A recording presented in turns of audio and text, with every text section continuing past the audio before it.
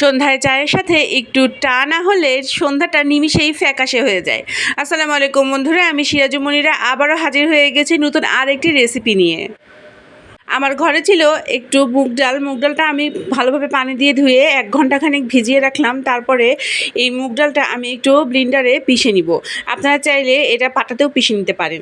তো আমি মুগ ডালগুলো একটা ব্লেন্ডার জারে দিয়ে দিচ্ছি, আর তার সাথে দিয়ে দিচ্ছি কাঁচামরিচ, আদা এবং রসুন, আর সাথে দিয়েছি একটা শুকনো মরিচ। এখন সবগুলো একটা মিহি পেস্ট বানিয়ে নিব। অন্যদিকে একটি পাত্র নিয়ে নিয়েছি, আর পাত্রে নিয়ে নিলাম 1 কাপ আটা। এর সাথে 2 টেবিল চামচ তেল দিয়ে প্রথমে আটা এবং তেল একটা ভালো ময়ান দিয়ে নিব। এভাবে ভালোভাবে 2 হাত দিয়ে ভালোভাবে মাখিয়ে নিতে হবে, যাতে আটা এবং তেলটা খুব ভালোভাবে মিক্স হয়ে যায়। আটা ও তেল একসাথে মিক্সড হয়ে গেলে এরপরে আমরা ডালের যে মিক্সচারটা তৈরি করেছিলাম সেটা এখন এর সাথে অ্যাড করে একটা ডো বানিয়ে নিব।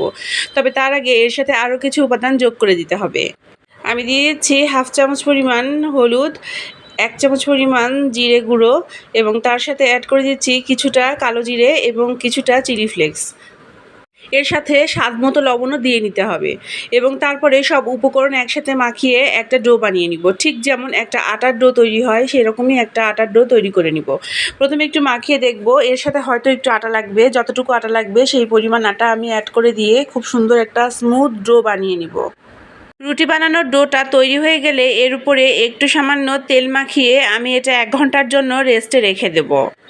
এই রকম স্ন্যাক্স বানানোর জন্য আটা মেখে একটু রেস্টে রাখলে স্ন্যাক্সগুলো খেতে খুব মজা হয়। আমার স্ন্যাক্স বানানোর আটাটা একদম তৈরি হয়ে গেছে। এখন আমি লেচি কেটে একটা বড় রুটি বেলে নিব। ওহো, একটা কথা তো বলতে ভুলেই গিয়েছি। আজকের এই স্ন্যাক্সটার কী নাম দেওয়া যায় বলেন তো? মুগ ডালের নিমকি নাকি অন্য কিছু? অবশ্যই কমেন্টে জানাবেন।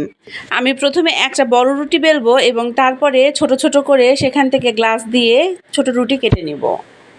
আর সেই ছোট রুটিগুলোকে আমি 4 ভাঁজ করব এবং 4 ভাঁজ করে সেগুলো ডুবো তেলে ফ্রাই করব।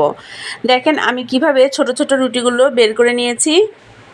অন্যদিকে 2 চামচ আটা এবং সামান্য পরিমাণ তেল দিয়ে একটা মিক্সচার বানিয়েছি। এই ছোট্ট রুটিটার উপরে ওই মিক্সচারটা একটুখানি ছড়িয়ে দিব এবং তারপরে এটা 4 ভাঁজ করে নিয়ে একটা নিমকি বানিয়ে ফেলবো।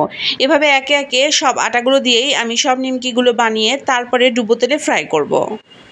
মুগ ডালের নিমকিগুলো বানাতে একটু সময় লাগে, তবে চাইলে 15 থেকে 20 দিন এটা বানিয়ে ঘরে সংরক্ষণ করা যায়। দেখেন আমার সবগুলো স্ন্যাক্স বানানো হয়ে গিয়েছে। এখন আমি এগুলো ডুবো তেলে ফ্রাই করে নিব। প্যানে তেল দিয়ে তেলটা খুব ভালোভাবে গরম করে নিয়েছি, আর এখন এগুলো ছেড়ে দিব। অবশ্যই মৃদু আঁচে ভাজতে হবে, না হলে কিন্তু এই পরলের সবগুলো ভাজা হবে না। উপরে লাল হয়ে যাবে আর ভেতরে কাঁচা থেকে যাবে। মুগ ডালের স্ন্যাক্স বা মুগ ডালের এই নিমকিগুলো চায়ের সাথে খাওয়ার জন্য একদম পারফেক্ট। মুগ ডালের নিমকির এই ইজি রেসিপিটা আপনাদের কাছে কেমন লাগলো অবশ্যই আমাকে কমেন্টে জানাবেন। আর আমি এখন তাহলে আসি।